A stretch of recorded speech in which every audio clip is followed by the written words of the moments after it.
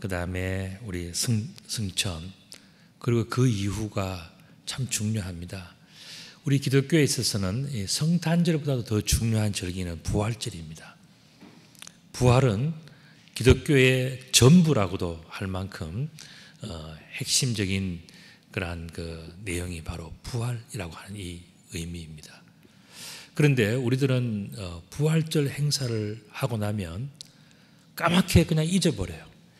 1년에 한 번 그냥 절기로, 행사로, 그렇게 부활은 그냥 아무렇지도 않은 것처럼, 지나가는 것처럼 그렇게 여길 때가 더러 많이 있단 말이죠. 그래서 저는 그런 점에 대해서 좀 안타까움이 있습니다. 그래서 우리는 부활과 또 우리 주님의 승천, 그리고 그 이후에도 우리들에게는 너무나도 소중한 의미 있는 그런 것들을 우리들은 알아야 되고 또 배워야 되고 또 실천해야 된다, 저는 그렇게 생각합니다.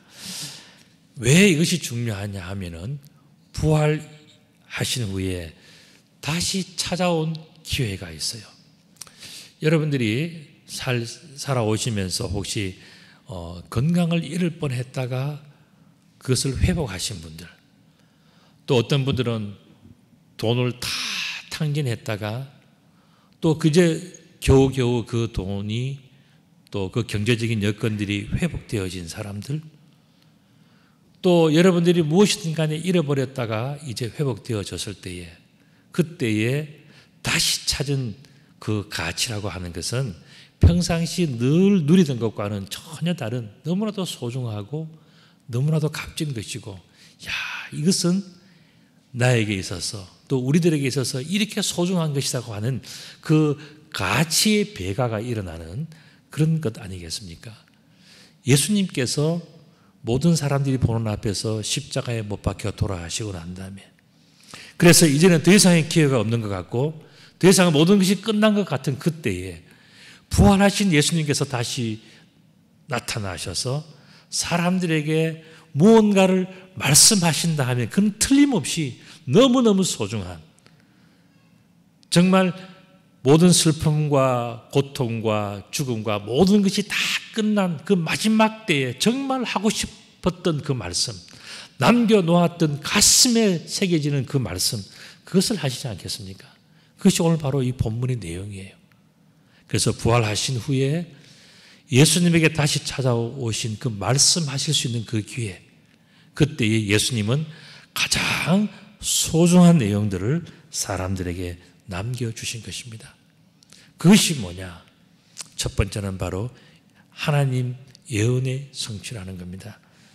또 이르시되 내가 너희와 함께 있을 때에 너에게 말한 바 곧 모세의 율법과 선지자의 글과 시편에서 나를 가리켜 기록된 모든 것이 이루어져야 하리라 한 그 말이 이것이다 라고 말씀하시면서 예언을 하신 그대로 하나님께서는 다 이루신다. 그렇기 때문에 예언대로 성취되어지는 것이다. 예수님은 바로 이 말씀을 하신 거예요. 부활하신 예수님, 오늘 누가복음 24장은 누가복음의 마지막 결론이고 부활하신 예수님께서 정말 하고 싶었던 그 말씀을 우리들에게 하시는 거거든요. 그 첫 번째가 뭐냐? 하나님께서는 예언하신 대로 다 성취하신 것이다. 왜 그렇습니까? 아담과 하와의 범죄 이후에 그들의 죄를 용서하시기를 참으로 원하셨던 하나님. 여러분들 이것은요 참 쉬운 표현 같지만은 여러분들은 다른 사람들을 쉽게 용서가 됩니까? 우리 사람들은요 용서가 안 돼요. 그런데 하나님은 죄를 지은 사람을 빤히 쳐다보시면서 내가 저들을 용서해야 되겠다라고 그때서부터 가슴에 품고 계셨던 거예요. 그래서 내가 저들을 기꺼이 내가 용서하시겠다고 하나님을 생각하시면서 그때서부터 예언을 하신 거예요. 여러분들이 잘 아시는 창세기 3장 15절의 말씀 보면 내가 너로 여자와 원수가 되게 하고 내 후손도 여자의 후손과 원수가 되게 하리니.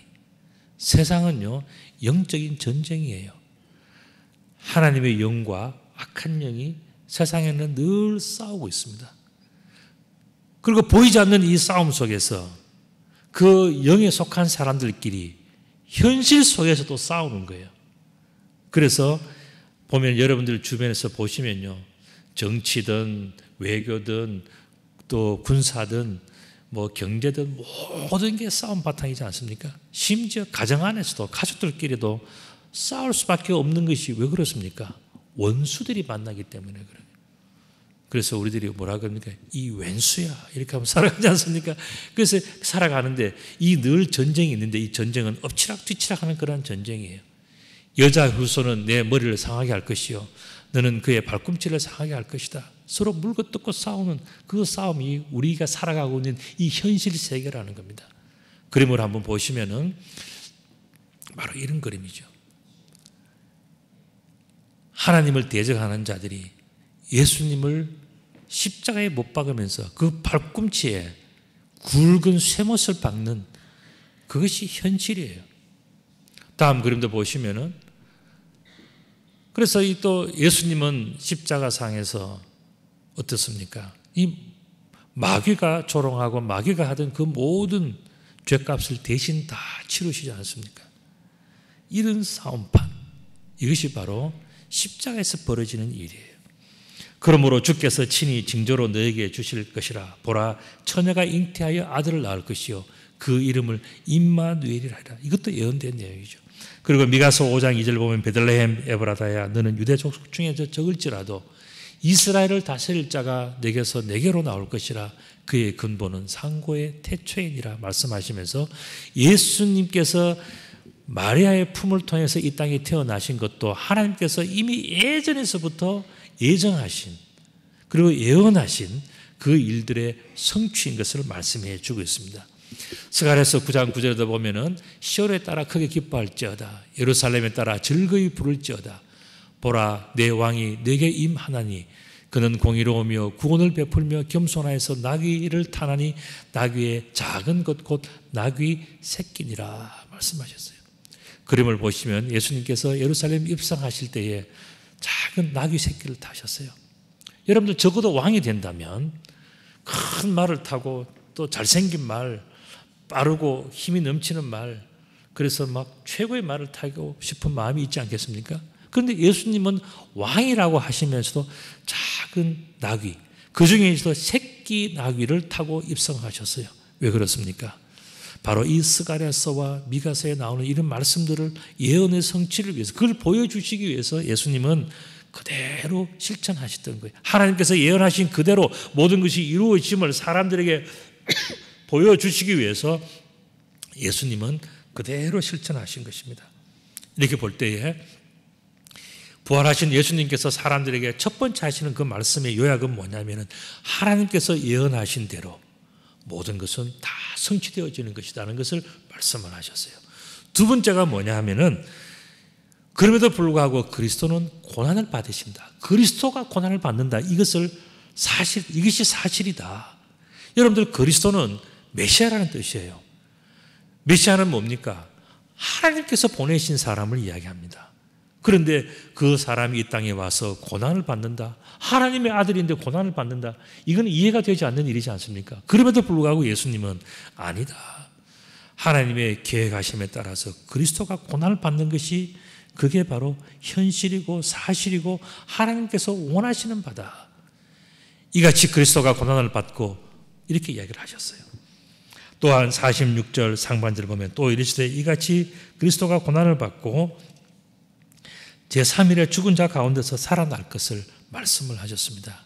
그림을 보신다면 예수님께서 십자가에 못 박혀 돌아가실 때에 사람들이 비웃는 장면입니다. 이가 유대인의 왕이냐? 네가 그리스도냐? 사람들이 웃으면서 낄낄대면서 사람을 잔인하게 못을 박으면서 그들은 엄청나게 웃었어요. 비웃었어요. 뭐 세상에 이런 사람이 다 있나 하면서 못을 박으면서 자기들이 잘하는 것이다. 자기들이 옳다라고 생각하고 예수님을 잔인하게 못 박았습니다. 다음 그림도 마찬가지예요. 십자가에 못 박혀 돌아가실 때에 사실 얼마나 창피한 일입니까? 하나님의 아들이시고 내가 그리스도라고 말씀하셨고 내가 유대인의 왕이라고 말씀하셨는데 아무런 힘도 없고 죄가 많은 사람들 손에 의해서 비참하게 못 박혀 돌아가시는 그 예수님의 모습은 얼마나 힘이 없고 나약하고 연약하고 우리가 과연 저런 분을 믿어야 될까? 저분을 따른다는 것이 의미가 있을까? 예수님이 우리의 구주가 맞나? 메시아가 맞나? 하나님의 아들이 맞나? 의심스러운 장면이 저런 장면들 아니겠습니까? 더구나 예수님께서는 십자가에 못 박혀 돌아가시면서 나의 하나님 어찌하여 나를 버리셨나이까? 라고 말씀하셨어요. 다음 그림에 보시면 예수님의 얼굴 표정을 한번 보십시오. 얼마나 고통스러운 표정입니까? 여러분들 이 그림을 보시면서 저런 예수님을 나의 주인으로 나의 구주로 나의 왕으로 섬긴다는 것은 세상 사람들이 비웃을 일이에요. 그런데 오늘 예수님은 부활하시고 사랑하는 사람들이 나타나시면서 예수 그리스도가 고난받는 것이 맞다라고 말씀하셨어요.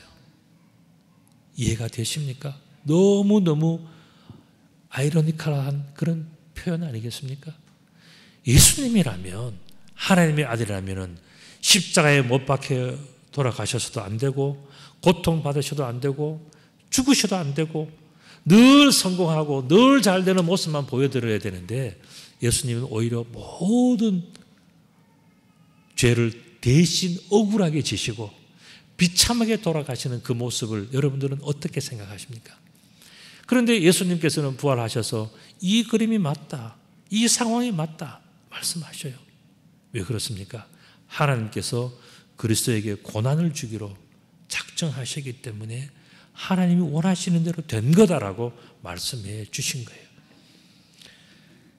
또한 시편 22편 1절 말씀 보면 내 하나님이여 내 하나님이여 어찌하여 나를 버리셨나이까? 어찌하여 나를 멀리하여 돕지 아니하시오며 내 신음소리를 듣지 아니하시나이까? 라고 예언하신 그대로 예수님은 다 고통을 당하시지 않습니까? 멸시와 천대와 비참한 죽음을 당하셨어요. 그럼에도 불구하고 예수님은 그것조차도 주님께서 하나님께서 원하시는 것이다라고 그렇게 말씀해 주신 것이죠. 하나님께서 원하신다면 어떠한 고난도 달게 받아야 한다는 것이 예수님의 뜻이었어요. 예수님께서 십자가에 못 박혀 돌아가셔서 모든 사람들의 죄를 대신 짊어지시는 것이 하나님 아버지의 뜻이다라고 말씀해 주신 거예요. 세 번째는 뭡니까? 46절 하반절에 보면 바로 부활의 사실을 말씀하셔요. 또 이르시되 그리스도가 고난을 받고 제3일에 죽은 자 가운데서 살아날 것을 말씀하셨어요. 자, 하나님의 예언대로 모든 사람들의 죄를 용서하시기 위해서 예수님의 십자가에 못 박는 것도 사실이고, 또한 죽은 자 가운데서 살아나는 것도 하나님께서 원하시는, 하나님께서 뜻하시는 바다라는 것을 말씀해 주십니다. 그림을 보시면 모든 사람들은 예수님이 살아나지 않을 것이라고 생각했습니다. 왜 그렇습니까? 인간적인 생각이 가득 차 있기 때문에 예수님이 다시 살아나신다는 그 사실은 성경의 여러 군데에 예언이 되어 있지만 사람들이 믿지를 않았어요. 그냥 성경 말씀으로 생각하고 지나가는 다른 사람들의 이야기로 생각했단 말이죠. 그런데 예수님께서 부활하셔서 그들에게 나타나심으로 말미암아 부활은 하나님의 뜻대로 되어지는 것이고, 부활은 하나님께서 얼마든지 하실 수 있는 능력의 지극히 작은 일부분인 것을 예수님께서는 친히 몸으로 보여주신 거죠. 그게 바로 부활 사건이에요. 그리고 빈 무덤이라고 하는 것은 무슨 의미가 있습니까? 사람들이 예수님을 십자가에 못 박고 그 시체를 무덤 속에 장사하고 큰 돌로 막았지만은 그 문이 열려지고 천사가 그 모든 것을 도와서 다시 사람들 앞에 나타나게 된 이 모든 것도 뭐냐 하면은 하나님께서 하시는 거룩한 일의 지극히 작은 일부분이라는 겁니다. 이사야서 26장 19절에서 주의 죽은 자들은 살아나고 그들의 시체들은 일어나리이다. 티끌에 누운 자들아 너희는 깨어 노래하라. 주의 이슬은 빛난 이슬이니 땅이 죽은 자들을 내놓으리라. 여러분들, 죽은 자들이 다시 살아나고 그들의 시체들은 다시 일어난다는 이야기는 성경에 많은 이야기들이 있습니다. 심지어 예수님 살아계실 때는 어떻게 했습니까? 죽은 사람들을 여러 명 살려냈지 않습니까? 그런데도 사람들이 믿지를 않는 거예요. 왜 그렇습니까? 늘 인간적인 관점에서 성경을 대하고 있기 때문에 그래요. 늘 인간적인 관점에서 하나님을 생각하기 때문에 그 이상을 생각할 수가 없는 거예요.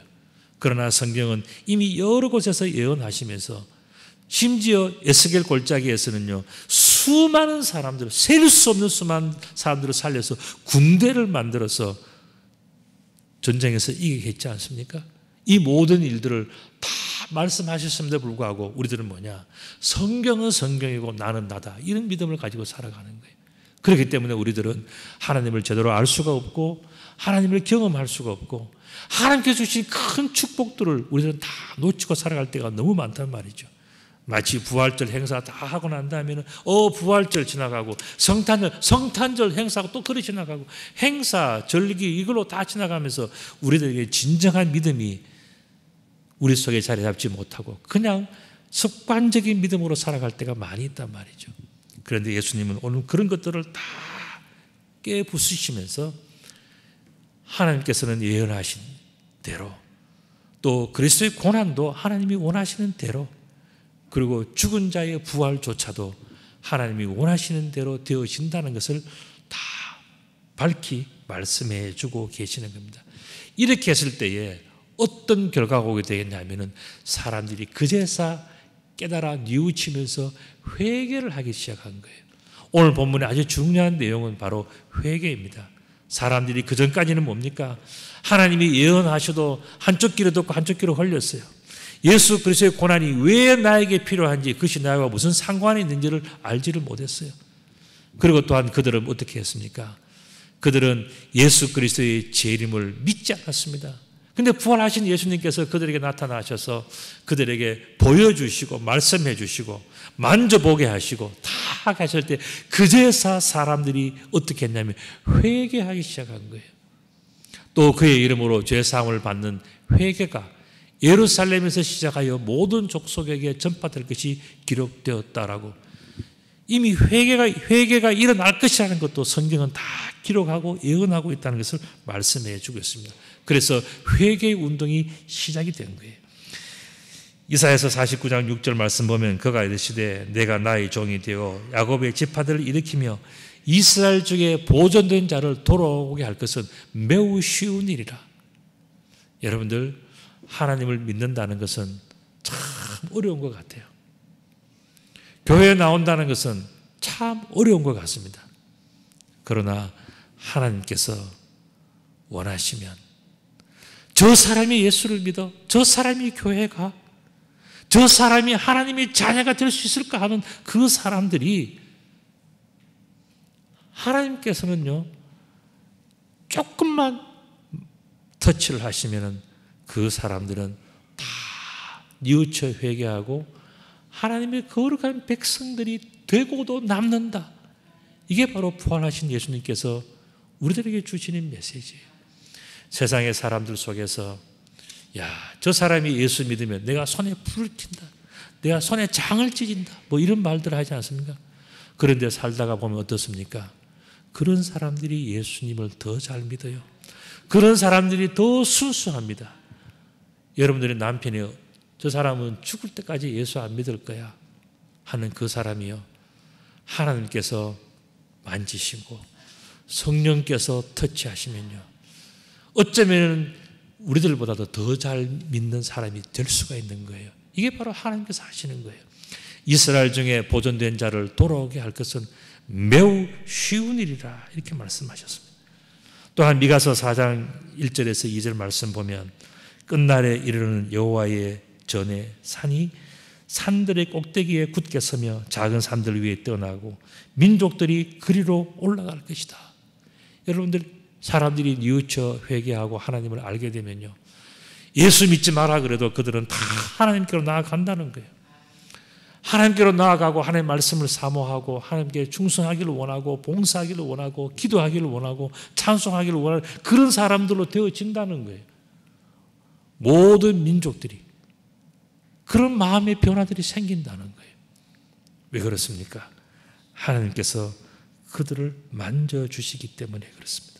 곧 많은 이방 사람들이 가며 이르기를 오라 우리가 여호와의 산에 올라가서 야곱의 하나님이 전에 이르자 그가 그의 도를 가지고 우리에게 가르치실 것이라 우리가 그의 길로 행하리라 하리라.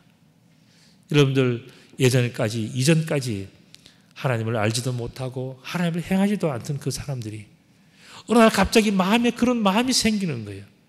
내가 살아있는 동안에 하나님을 더 잘 믿고 더 많이 봉사하고 더 많이 선교하고 더 많이 희생해야 되겠다라고 아주 생각지 못한 그런 마음들이 생기지 않습니까? 왜 그렇게 되리라고 생각하십니까? 그것은 바로 우리들이 성령으로 말미암아서 우리가 정의라는 것을 깨달아 알게 되기 때문에 그런 겁니다. 48절의 말씀 보면 너희는 이 모든 일의 증인이다 그랬어요. 증인이라고 하는 것은 헬라어로 마르티스라고 합니다. 이것은 목격자, 순교자라는 그런 뜻이에요.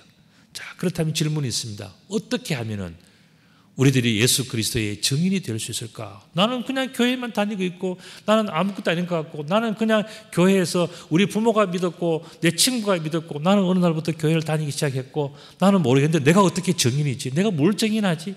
뭘 증거하지? 나는 몰라. 내가 왜 증인이냐? 생각할 수도 있어요. 그런데 성경을 가만히 보면은 그렇지 않습니다. 증인은 어떻게 만들어지는가?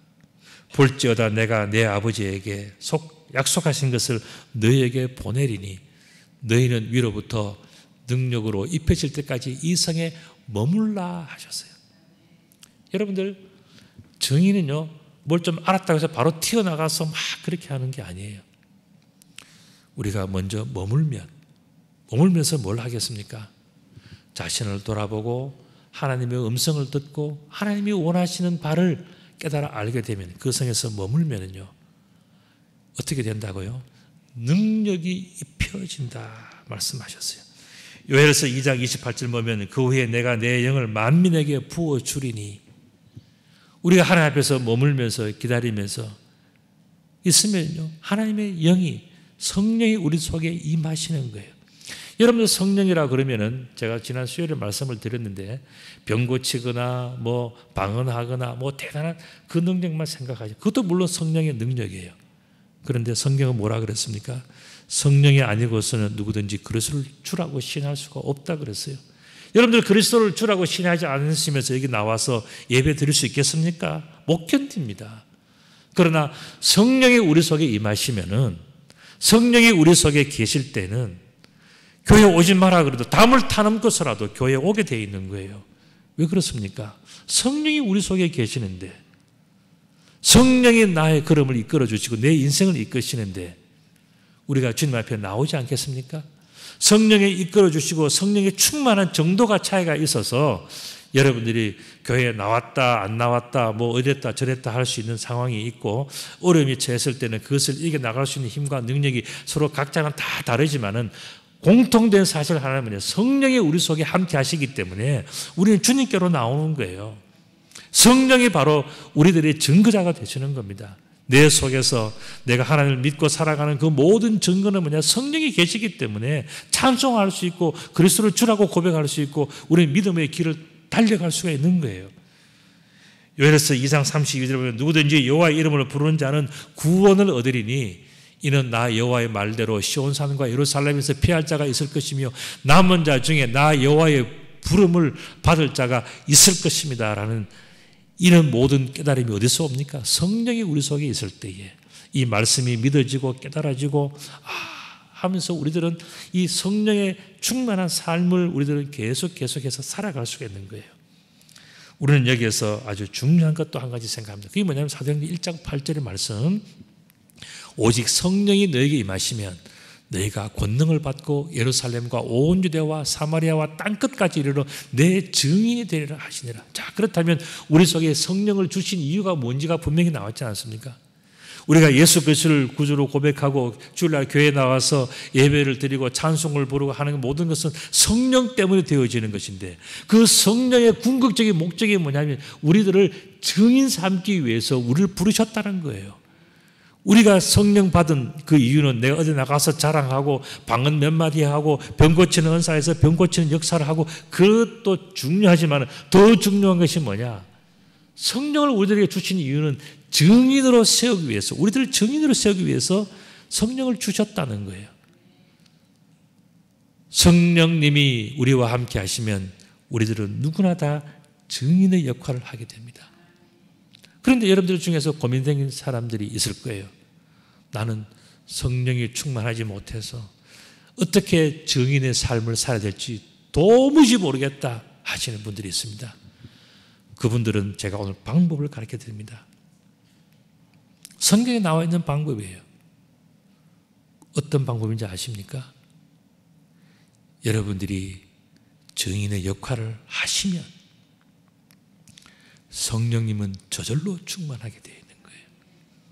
여러분들이 증인의 삶이라는 것을 생각지도 못하고 그저 내가 교인으로서 살아간다고 하는 그 정도의 느낌만 있으니까 성령이 여러분들에게 충만하고 싶어도 충만할 수가 없는 거예요. 성령님이 여러분들을 다스리고 채워주시고 함께하고 싶어도 여러분들이 거부하는 마음이 있는 거예요. 여러분들 모습 속에 들어갈 수가 없는 모습들이 있는 겁니다. 그래서 이제부터는 여러분들이 성령님을 모실 수 있는 비밀과 비결을 알아야 돼요. 그게 뭐냐면 여러분들이 증인의 역할을 자처하는 겁니다. 무엇을 증인하느냐, 무엇을 증거하느냐. 이 세상 모든 것들은 하나님께서 예정하신 대로 되어지는 것이다. 이걸 첫 번째 증거하는 거예요. 두 번째는 그리스도의 고난은 하나님께서 예정하신 대로 된 것이다. 그리스도가 힘이 없거나 능력이 부족하거나 무능하고 어리석어서 십자가에 못 박힌 것이 아니라 하나님께서 예정하신 바에 따라서 모든 사람들이 죄값을 대신 치르고 대속의 제물로 삼기 위해서 하나님의 예정하신 바에 따라서 예수님은 십자가에 못 박혀 돌아가신 것이다. 절대로 무능해서 그런 것이 아니다. 어리석어서 그런 것이 아니다. 하나님께서 그렇게 뜻하셨기 때문에 예수님은 순종하셨고 십자가에 못 박혀 돌아가셨다는 이 사실을 증거하는 것이 증인이 두 번째 이야기예요. 세 번째는 뭡니까? 예수 그리스도께서 부활하셨기 때문에 오늘날에 교회가 있고 많은 사람들이 믿는 거예요. 그 제자들이 입술을 통해서 번져나간 것이 뭐냐? 예수 그리스도의 부활을 목도하고 손으로 만져보고 그 음성을 듣고 그분의 하시는 모든 일들을 이제는 깨우쳐 알면서 철저하게 회개했기 때문에 기독교가 탄생한 거예요. 사실 기독교의 역사는 창세기부터 시작이 되지만 기독교의 새로운 변화는 예수 그리스도로 말미암아 뒤집어진 겁니다. 그래서 이 예수님 때서부터 이 새로운 정말 교회에 바람이 불고 새로운 역사가 생긴 거예요. 이 모든 일들을 우리들은 증거할 수 있어야 돼요. 그 증거하는 사람이 뭐냐? 그게 바로 증인이에요. 증인이라고 하는 것은 그러한 일에 주저하지 않는 사람이 바로 증인인 겁니다. 그렇게 하면 어떻게 되느냐? 성령은 우리들의 삶 속에 충만해지는 거예요. 왜 그러냐? 우리들을 믿기 때문에 성령도 우리 속에서 강하게 역사하는 거예요. 그렇기 때문에 우리는 하나님 앞에서 하나님 앞에 신뢰감을 줄 줄 아는 지혜가 있어야 돼요. 하나님 앞에 신뢰감을 줄 수 있는 그 지혜는 뭐냐? 내가 그리스도의 증인이 되어서 내가 아까 말씀드린 것처럼 이러한 부활을 증거하고 살아갈 때 성령은 우리 속에 충만하게 임하시는 거예요. 성령이 우리들을 신뢰하고 우리들을 축복하고 우리들과 함께하면 우리는 더욱더 뜨거운 증인, 더욱더 확실한 증거자가 되면서 살아가게 되는 거죠. 그래서 우리들은 늘 알아야 돼요. 너희는 나의 증인이다 하는 바로 이 하나님의 음성을 우리들은 귀담아 듣고 그렇게 확실하게 고백하고 그렇게 살아가야 되는 것입니다. 50절 말씀 보면 예수께서 그들을 데리시고 베다니 앞으로 나가사 손을 들어 그들에게 축복하셨다 말씀하셨어요.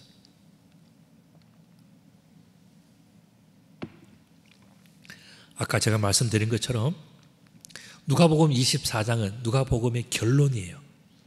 그 결론 중에 결론.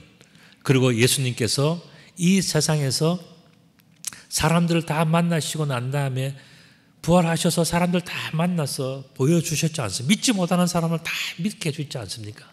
그리고 예수님께서 마지막 사역, 인류에게 하신 마지막 사역 중에 사역은 그건 뭐냐?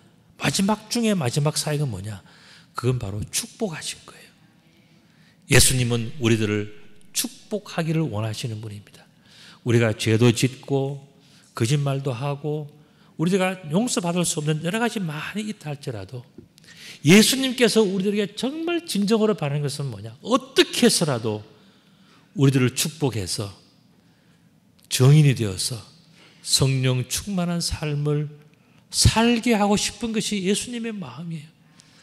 사람을 변화시키고 새롭게 해주시고 축복해 주셔서 정인의 삶을 살 수 있기를 간절히 바라는 그 마음이 예수님의 마음이에요. 그래서 예수님은 마지막 때에 그들을 축복해 주신 거예요. 그들이 어떤 사람들이었습니까? 믿지 않는 사람들이었죠. 비방하는 사람들이었죠. 따르지 않는 사람들이었죠. 배반하는 사람들이었죠.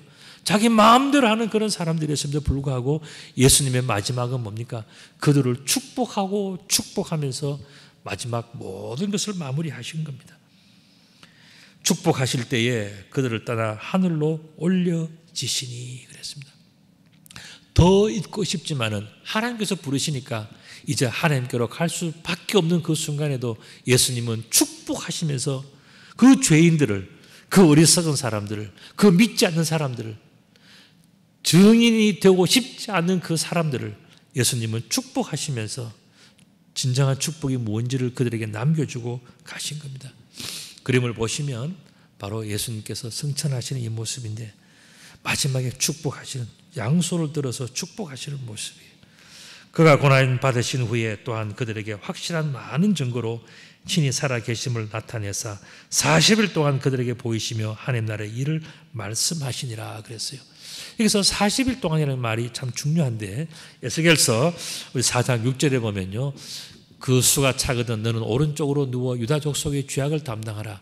내가 네게서 40일로 정하였나니 하루가 1년이니라. 이 말씀 나왔는데요, 우리가 민수기서를 보면요, 이스라엘 백성들이 어떻게 했냐면은 출애굽을 해서 가나안 땅의 첫 지역인 가데스 바네아라는 곳에 도착하게 됩니다. 거기서 무슨 일을 하는지 아십니까? 정탐꾼 12명을 보내요. 돌아오고 난 다음에 정탐꾼 중에서 10명은 뭐라고 이야기합니까? 거기 가보니까 거인족이 거기 탁 버티고 있고 거기는 너무너무 좋은데 우리들은 거기 도저히 우리들은 거기 차지할 수가 없다. 너무 강하다. 너무 대단하다. 그러면서 하는 말이 뭔지 압니까? 우리가 애굽에 있었으면 좋았을 텐데 능력이 없는 하나님이 우리를 이곳으로 끄집어내어 가지고 이곳에서 죽게 하려는가 보다. 그러면서 하나님을 비방하고 원망해요. 우리가 차라리 그곳에서 죽었으면 좋았을 텐데 이 광야에서 우리가 죽게 됐다고 하나님을 막 원망을 했대요. 하나님이 그 10명의 지도자들을 꾸짖으면서 뭐라 그런지 아십니까? 너희들은 40일 동안에 가나안 땅을 정탐했는데 하루를 1년을 쳐서 40년 동안에 온 이스라엘 백성들이 다 고생해야 된다. 그 말씀하신 거예요.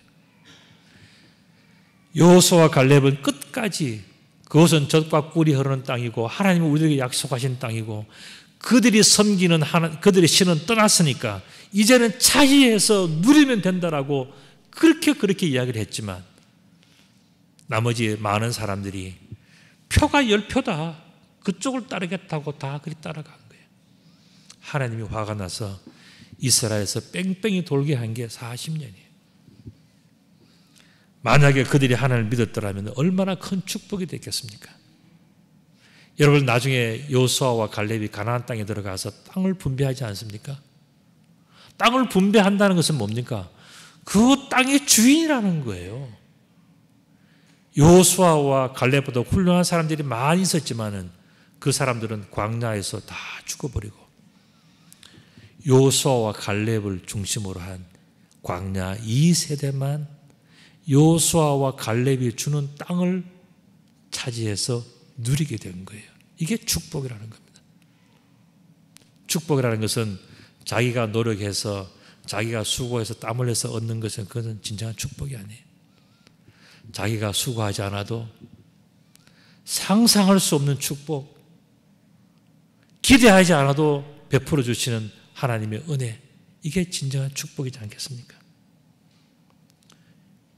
믿음이 있는 사람들은 땅을 차지하고 그 땅을 나누는 주인 노릇을 했던 것입니다. 그들이 그에게 경배하고 큰 기쁨으로 예루살렘에 들어가 늘 성전에서 하나님을 찬송하니라 그랬어요. 우리 시온 찬양대도 우리 찬양하고 오늘 온가람 우리 오카리나 앙상블도 오늘 찬송을 하고 우리 모두 다도 예배 순서에는 반드시 찬송이 들어가게 되어 있어요. 이 오르간도요 안에 보면 수많은 파이프가 있습니다. 1500개 정도의 파이프가 있어요. 그 파이프는 무슨 뜻입니까? 필이라는 뜻이에요. 히브리어로 우가브라는 뜻입니다. 필이 호흡이라는 뜻이에요. 우리 각자는요 다 훌륭한 악기들이에요. 우리 흙으로 만든 우리 악기들이 우리 호흡을 통해서 하나님을 찬송하는 것은 왜 찬송합니까? 내가 할 수 없는 것, 내가 이루지 못한 것을 하나님께서 다 이루어 주시기 때문에 우리들은 그 은혜를 기억하면서 하나님을 찬송하는 거예요. 그 찬송은요 끊임없는 찬송, 늘 성전에서 하나님을 찬송하는 그 기쁨이 구원받은 백성들에게, 여러분들 가나안 땅을 점령한 그 사람들이 그들이 힘과 능력으로 했습니까? 그들은 그럴 수가 없었어요. 그러나 그 장대한 부족, 그 강한 모든 부족들을 다 몰아내고 가나안 땅을 차지했지 않습니까? 그 왜 그렇습니까? 하나님께서 도와주셨기 때문에 그런 거예요. 찬송이라는 것은 바로 그런 것입니다. 하나님은 오늘날도 죄인들에게도 구원과 평안을 주시기를 원하고 원하시는 분이에요. 그 예전에 아담과 하와만이 아니라 인류의 역사 속에서 하나님께서 끊임없이 말씀하시는 메시지는 뭡니까? 내가 그 죄인들에게도 구원과 평안을 내가 주기를 원하고 원한다, 간절히 원한다고 하는 그 하나님의 메시지가 바로 이 모든 하나님의 백성들에게, 특별히 어떤 사람들에게, 죄인들에게 하나님께서는 그 은혜를 주고 싶어 하시는 겁니다.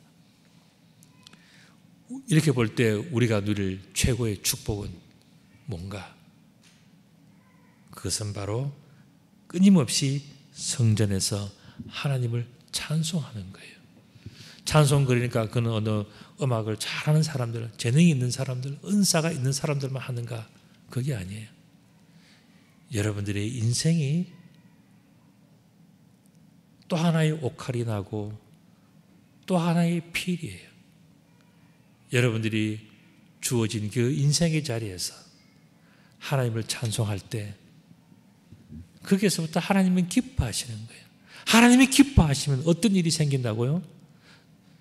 성령이 충만해지고, 성령이 충만해지면 누구나 다 정인의 삶을 살아가게 되는 거예요. 오늘 본문 말씀은 바로 그와 같은 것을 우리들에게 주십니다.